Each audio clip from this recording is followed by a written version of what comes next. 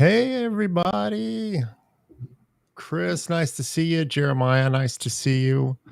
Anybody else that's coming in, as you come in, make sure you say hi in the chat so that we know you're there. Welcome to Tilted Bench. This is where we talk with coaches every week about coaching, about what it's about, what it does, why it works. Aya, thank you for being here. You're so welcome. Thank you for having me. I appreciate you, Nathan. Oh, I appreciate you too. And thanks for bearing with me. We had a problem with the connection earlier. I think who knows, sometimes I send the wrong link. Anyway, I'm sorry about that. And I'm glad we got going there. Everybody, for those of you who don't know, Aya does coaching. She works with entrepreneurs. She works with parentpreneurs. She's very good. She's very active on the platform. Aya does a lot of lives too. So this is old hat for her.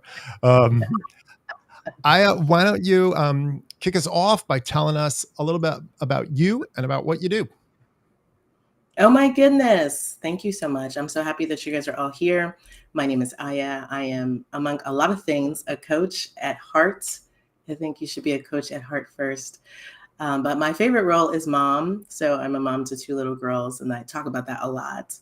What do? I'm a business coach. I've been business coaching for quite some time. I love business. I'm a business geek. I like eat, live, and breathe it all the time.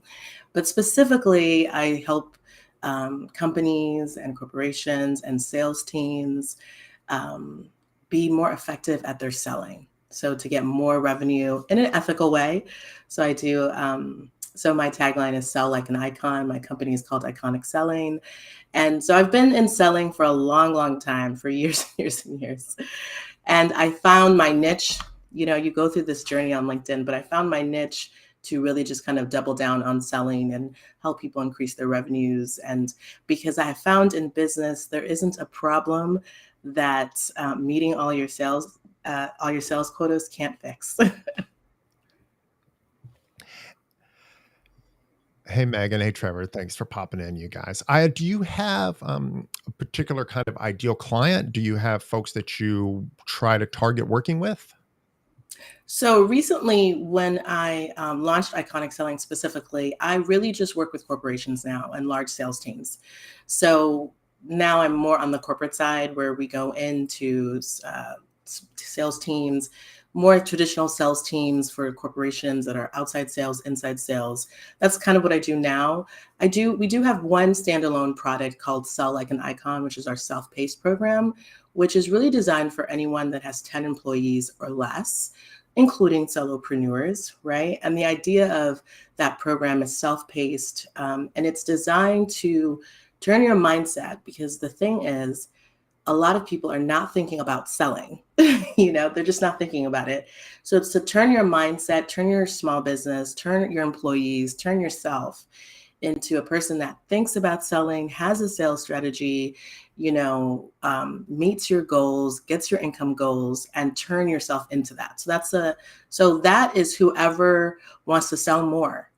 Maybe some people are not selling more because they have some ethical issues around selling, or they feel emotionally backed up, or they don't know how, or they think it's this way, but it's really this way. There's so many misconceptions around selling, how to be effective at it. There's so much bad selling that's also effective. That's the thing that people don't know about selling. You can be effective doing it the right way and the wrong way. You have to pick your path. That's what I always tell people. You have to pick your path. So I don't really do one-on-one coaching anymore in the way that I used to, now that I've transitioned to working with sales teams and corporations. What was kind of the personal journey that you went through to make that transition from like the personal one-on-one stuff to where you're at now? Oh my gosh, it's all about time. It's all about my babies, right? So I have young children. My children are young, and I need the most bang for my buck, right? So if you're coaching one-on-one, even at the rate that I was charging, it's still quite a few people I have to coach to get where I need to go. And that takes a lot of time for my children, right? Even if I'm not a big proponent for group coaching personally. That's just my personal ethos. I'm not anti-group coaching, but I don't really think it's effective beyond 5, 6 people. So that wasn't a model for me. I know a lot of people do group coaching and make a lot of money off of it, but that's not for me. So working with corporations is just, it's like high potency and less time for me. Nice. Did you ever do group coaching? I have done group coaching. I've run group coaching programs. I've been a part of group coaching. And so, it's a part of my ethos in coaching. I think coaching is about getting results for people, but real results for people. And coaching is like parenting. It's not a group activity, in my opinion. It's not a group activity. It's like that if you're going to invest in coaching, you need 1-to-1 or 1-to-2, 1-to-3, because it's individualized. If you want to talk about principles, you can buy books and read about principles. Honestly, there are many books, many that you can read and learn and walk through life. So coaching is really about someone pouring into you to bring out the best in you. And that is why I'm not a big fan of large group coaching programs. That's just me. Someone pouring into you to bring the best out of you, right? Definitely. That is a great way of saying it. I mean, one of the things that like I find so fun about having all of these conversations is that everybody who does coaching has kind of different ways of talking about it, and sometimes it's really crisp. And that was because that brings us over to a little bit of what we're talking about with the title of this episode. Everybody has their own unique race. Everybody has their own story, and part of coaching, if you're doing the one-on-one game, is to try and help people figure out that part of their own journey, right? Mm-hmm. Absolutely, because that's the thing. Your journey is unique. Your journey is unique. No matter what social media tells you, your journey is unique to you. You could come from the same family. You could be a twin. You could have had all the same situations, but you're different. And so you receive and respond to things differently. In my opinion, we have so many labels. We have so many ways that you should respond to this. Well, if you're resilient, that means you bounce back. But, some people, it might take them a day to bounce back. Some people, it might take them a year. They're different people, and we have to really embrace our individuality. We must embrace our individuality. And as much as I believe in the collective, I don't think the collective should, your boundaries should be around the collective. You need to really know what works best for you. So I learned this lesson. I had my children a little late in life. And so I spent a lot of time single and worked a lot and did a lot of things like that. And I used to buy into this narrative that you had to work all the time. And it was so interesting. So then I had children, and that was not working for me. It was not working for me. And but it was surprising because there was really no support around. Either it was like you were just a stay-at-home mom or you're working full time. There was nothing in between. It's like, I love being with my children the majority of the time, but I also want to work, right? I want to work, but I have to figure that out for myself, right? And so it was really an interesting thing because I couldn't keep up with people who didn't have children, or maybe they outsourced their primary caretaking. I could not keep up with their pace. I just can't. I have to turn the computer off. I just can't do that. Right. And I kind of got tired of feeling bad about it.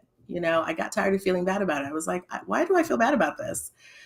That really pushed me into this journey of understanding how important uniqueness and individualization and planning the life that you want, and really taking time to explore that. It's not one and done. It's not a one and done exploration. It's not one and done. And it changes. What you want now may not be what you want a year from now, may not be what you want 10 years from now. What works for you today may not work for you tomorrow, may not work for you. It's important to understand that. And that's why you must stand on your uniqueness. You must stand on your own pace. And I find that social media really is shaping our society in ways that I don't even think we realize how much it shapes our society. And this is not a negative on social media, but it does shape how you feel. It does. It really does. And you have to ask yourself, is this how I really feel? Is this what I really want? Or is this what I saw on social media? Right? And that goes in whatever direction you want that to go. So it's not like that means you shouldn't be on social media. Like, it just means what you would be surprised how much constantly consuming other people's paths is influencing your path. And maybe it's not actually making your path better for you, you know? Yeah, I think I struggle a lot with what the role of social media is going to be in our life. Um, Nora and Megan hate it. I was in a meeting with Nora earlier, and I was like, "Yeah, I'm talking to Aya later." She was like, "Oh my gosh, I have to be there." um, yeah, with social media, it's a tool, right? And any tool, if you use it the wrong way, it can, maybe not any tool, but a lot of tools, if you use them the wrong way, they can hurt you. Um, I mean, if you're, I think social media is more than a tool. I think it's a phenomenon. I don't think it's just a tool. Although it is a tool, it is a tool for sure, but it's deeper than that. It is shaping our children's lives. It is shaping how they feel about things. That's more than a tool. It is telling people what they should look like, where they should go, how they should be, what it means to be happy, what it means not to be happy. Like, it's, to me, way more than a tool. It's like the new television. Like, before television, it's like, how do people know what to be visually, right? So I don't know the word. So tell me, drop it in the comments if you have the word for what it is. But I think it's a phenomenon, and I think it corrupts our ability to pursue our uniqueness. And I'm not saying you shouldn't be on it. So it's weird because I want to be clear on that. We're adults. I'm not saying you shouldn't be on it. I'm saying that, you know, take some time to ask yourself, are you on your own unique path? It could look very similar to other people's path. I'm not, but is that the path for you? Yeah, and I think I love the idea of adding some nuance to this social media thing, because yeah, it is a tool, but definitely it's so much more than that. Um, it's almost like it has its own culture, but it's also an influencer of culture. So it's not equal to culture, but it's playing a role in that, and it's playing some strange role in how our psychology is being shaped in terms of how we understand ourselves. If you're younger, that's a big influence. There's a lot of parallels between coaching and parenting that we can talk about. I have small kids too, and like, they're just the other day, like my three and their cousin are all like huddled around this phone for a little while watching like YouTube videos. And my wife and I were talking about it later, and we're like, all right, well, what are the boundaries? At what point do we say, okay, you need to get off? At what point do we like just let them run free? Because we need to let them find their own way, but they Oh, also need some guidance. With you and your girls, like, how do you navigate that? wow. I don't know. I can't say. No, I'm kidding. No, because it's controversial. So for me, my children only are on social media, are on YouTube when I'm on YouTube with them. So they do not have free reign on YouTube, because when they were younger, I was naive, and I did give them free reign on YouTube. Like, they're watching children's stuff, but it was not. It's just from my personal experience. It's like, no, it's like, no. And so for me, especially for young girls, and I mean, my daughters are 4 and 6, so they're not. I wouldn't say. I mean, they're little children, but you know, it really impacts them. It really impacts them what they're watching. And I just have conversations with them where I'm like, you don't really know what's going on. Like, this is fake. I'm always telling them that this is fake. This is not real. This is fake. And they'll be like, "Mommy," I'm like, "You don't know how many takes. Like, do you know how many takes that video that you think it's like this is what it is? No, that was like 100 takes. And so you need to know that that's fake. That's not real. It's not real." So we know that as adults, but it's difficult for us. We know that as adults, but as children, they don't know that yet. And I had to learn with my children that what they see on TV or what they see on screens is what they believe is. I learned that. I learned that with my children. I didn't know that before. And so I have a very my viewpoint on children and social media is just don't give it to them. Like, that's my viewpoint. Like, they do watch YouTube when I'm watching with them, but they do not have free reign on anything. Like, no. Mm-mm. That I think like I land in some of that same area too. I, I let them find their own way, and you got to have some guardrails too, though. But I love the bluntness of this is fake. I mean, because it That's is like, right.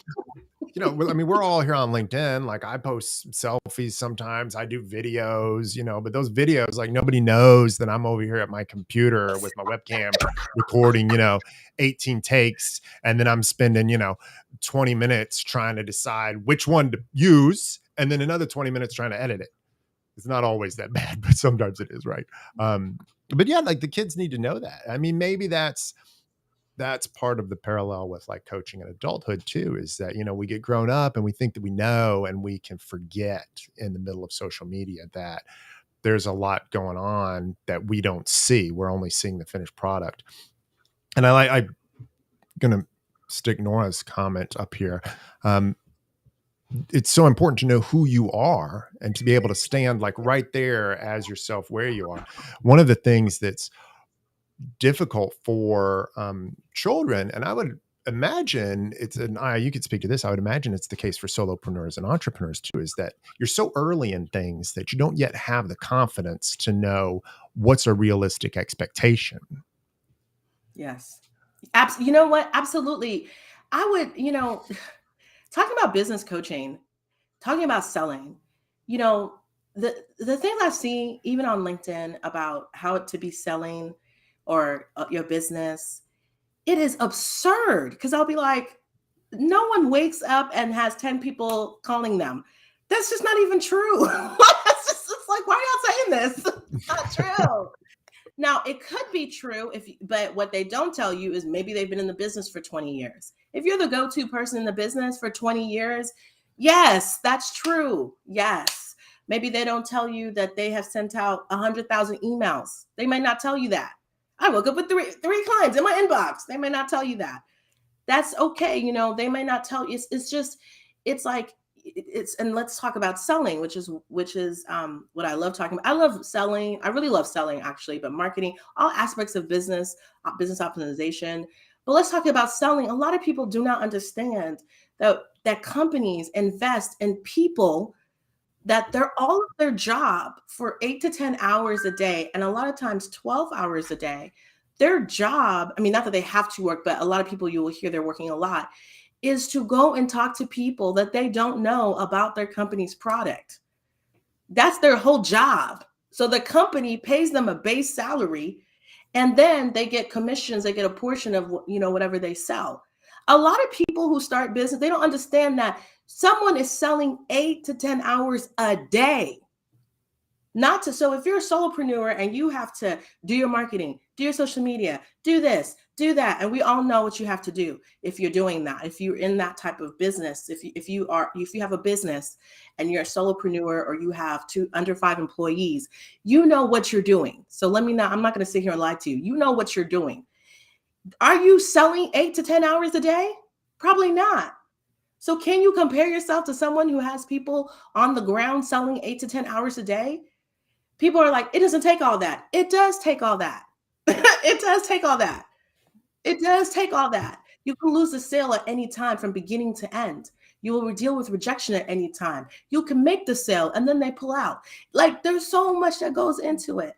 If you're selling something transactional, like, oh, I'm selling this lipstick. Do you know how much money they spent, this particular company, Stila, spent on marketing, product design, just to get to the point where to tell somebody how much money they spent on influencers? You don't know what goes into these numbers that people talk about, their revenue numbers. Or it's like interesting accounting. It's like, I've sold $20 million. You should listen to me. And that's $20 million over 20 years. That's great. So don't get me wrong. I mean, who doesn't want to make $1 million a year? I'm not, but what I'm saying is, if you're packaging it like, well, it's like, that's misleading. And so one of the things about me is I'm not misleading, because I've been selling. I mean, I used to do door to door. I've done phones. I've done all kinds of sales. And the level that, you learn about people, you learn about yourself, and you learn that it takes a lot of hard work and dedication on your part, on everyone who's on the team. So if you have a business, everyone who's on your team, if you have contractors, it takes a lot of work and dedication, a lot of consistency, a lot of work to get those types of results. Nobody is just coming into your inbox. That's a lie. They're lying to you guys. Stop. So much of that is about context, right? Like what Nora says. Nora, I love it when like Nora rags on people for throwing out the I'm going to 10x your whatever, right? Like, oh, I 10x this, I 10x that. It's like, well, if you don't have the background story, if you don't know how they got to their starting point, understand their starting point, but you're still trying to compare yourself to that, like that's just a recipe for disaster. Like you need to realize that it's fake. Or that even if it is real, there's probably a lot of parts of that realness that you're not seeing. When you have, as you've made this move, right, from the one-on-one coaching to like working in the more corporate environment, are there some specific like pitfalls around that with the way that people think about things that are the exact same in both places? Are you finding yourself working on some of that same stuff? Well, I think it's different in the sense of like, when you think of having a sales team, one person, two people, three people, four people, what is the same as you have to pour into your sales team to get a return. You have to pour into people to get a return. That's why business, it needs money, because you have to spend money to get money. You have to pour into people. And so, the best sales companies spend money on education, on rewards, incentives, taking care of their people. But it's on a more larger scale. Like, it's not necessarily the one-to-one. And then usually maybe they have a manager. So maybe they have a manager that will have maybe 5 to 10 people on their team, and they pour into each one. So you have to pour into, so that's the same.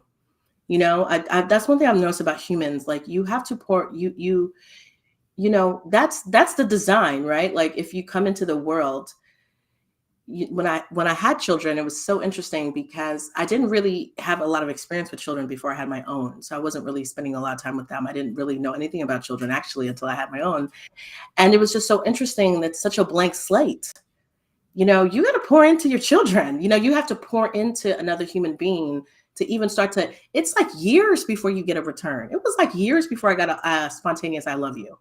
Like years. It was like 3-4 years before I got a spontaneous, like, mommy, I love you. Mommy, thank you. Like, think about that. What company is going to wait 3 or 4 years before they get something from you? They're not waiting. They're going to fire you and get something else. So one thing I've realized is that in business, in your selling, if you're not willing to invest, if you're not willing to pour in, if you don't have that as a first posture, it's going to be very hard to get anything. Even like, why are people so irritated with pitch slapping? Because it's like, I don't even know you. Why are you in my inbox writing me this long minute, this multi-paragraph conversation about, it's like, you literally don't even know me. They're not pouring into you. They don't even know you. It's not even like they wrote you something where they were like, they looked all through your profile. They looked all through your post the last month. They said, hey, I saw this. It's not them talking to you. It's them putting interest and showing interest in you as a person. That's really irritates people about pitch slapping, right? If you had someone who reached out to you for the first time, you've never heard of them, but you could tell based on what they're telling you that they researched you specifically, Nathan, you would talk to them. And so it takes time to sell. You would talk to them. You'd be like, oh, wow, you know this? Yeah, I saw the Tilted Bench. You used to do the villain series. Your wife, she did this, X, Y, and Z, blah, blah, blah. You would talk to them. Mm-hmm. But if they're just giving you some thing that they sent to me, you, Nora, Brian, Jill, Megan, like, you don't want to talk to them. At your profile and we have some joint connections, and I think we could have a productive relationship, period. Pitch slap, pitch slap, pitch slap, pitch slap. Yeah. And this comes back to relationships, right? People, like, we are communal creatures. Like, we need relationships. We need other people. And if you're trying to like throw stuff at me without trying to first some kind of something to start a relationship, then where are we going to go? So one thing, I'm gonna give this to you guys all for free because I love all of you. So I love Nathan so much. I'm gonna tell you, when you think about your selling, so let's talk about selling for a minute. You think about your business and you think about running the wrong race. In sales, you too can run the wrong race. And you can be running the race where you don't have a sales strategy and you don't know how to leverage everything you can leverage to ultimately set yourself up at the end of the day to sell more effortlessly, like sell more without so much effort up front. So what you want to do is, you don't want to run the wrong race of like one and done. You want to have relationships with all kinds of people that are related to your ideal client. So think about your ideal client and all the different ways they interact, right? So let's say you're a real estate agent. So maybe you're going to talk to bankers, contractors. You're going to talk to all kinds of things. All of those people. Make relationships with all those people because they're talking to people who want to buy homes. So when that person is like, "Oh, I'm really looking for a home," they'll say, "Oh, you should talk to Nathan, the real estate." That's the quickest way to build your sales pipeline, to have all kinds of relationships that you've invested in from every angle, not just one. And your name is popping up in all types of rooms everywhere. So someone like Nora, her name's popping up in all types of rooms because Nora really invests in people. And it doesn't take a lot. Like, it's not like your whole life, but she just every time. So her name is popping up in everyone, this person, this person, this person, this person. And she's going to see the cumulative impact of that in a month, in 6 months, in a year, in 2 years, in 5 years. We can't even get Nora. We'll be trying to call her. She will not be available. She will be like, "I'm a CEO. I'm a big boss. I'm not available." Because her name will be popping up in so many people. She'll have this wait list, like so many people want to be talking to her because she did the work. So think about that. Think about your relationships. Think about, are they impacting your ideal client in your business relationships? Are they impacting your ideal client? Where do they impact your ideal client? How can you get your name in so many people's mouths that when they are talking to your ideal client, they bring your name out? So the most successful sales reps, so let's go back to sales reps in big companies. The most successful sales reps are the reps who have referral power, who have relationships with people who engage with their, with whatever they're selling a lot. So their name comes up. And so now they're not like, they're getting, it's leverage. Now it's not just, when you first start, you are just calling people you don't know. That's everybody. But after a while, people are calling you too, Good stuff. Everybody, we're running out of time. I thank you so much. What is the best way for people to reach out to you if they want to get in touch with you? You can email me at aya@egbuho.com, or you can DM me on LinkedIn. I'm on LinkedIn. I'm on a summer break right now. So I do have small children. So I'm on a summer break. I'll be back, I think, in like August or so. But before my summer break, I'm pretty consistent with posting and interacting. But you can DM me, or you can email me at aya@egbuho.com, or you can visit me on my website, aya@egbuho.com. Awesome. And the thing I always do with every episode, I'm going to let you have the whole screen. I know you just dropped a whole lot of wisdom on us. I'm going to ask you to give us one more little nugget that's kind of the takeaway that you want folks to have. And then I'll come back and we'll say bye. All right. It's all yours. Wow, it's so awesome. Anyone's listening to this, I appreciate you so much. I really do. And I just want you to know the biggest takeaway that I would want you to take away is, what is your unique path?